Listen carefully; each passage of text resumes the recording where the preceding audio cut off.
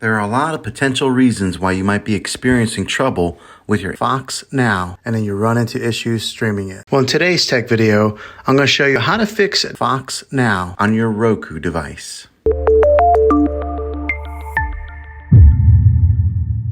Let's see if we can fix your problems and get your Fox Now back up and running as quickly as possible. The first one, it's the easiest one to try, and that is to unplug your TV from the wall outlet and wait 60 seconds. Now don't be impatient here, wait the whole 60 seconds, then plug it back in. This is very different from turning your TV on and off with your remote control. This is what we call a hard reset of your TV, so make sure you do this method. If that doesn't work, then find your router that is giving you Wi-Fi and unplug the power to that for 60 seconds. Then plug it back in. If it fixes it, great. If not, let's go ahead and move on to the next method. Try deleting Fox Now. Go to wherever the apps are located on your system and remove the app altogether. Then reinstall Fox Now again. After you reinstall it, you might have to log back in with all of your credentials, but hopefully this will work. And if that doesn't work, then I recommend buying an affordable Roku stick, Fire Stick, or Apple TV 4K.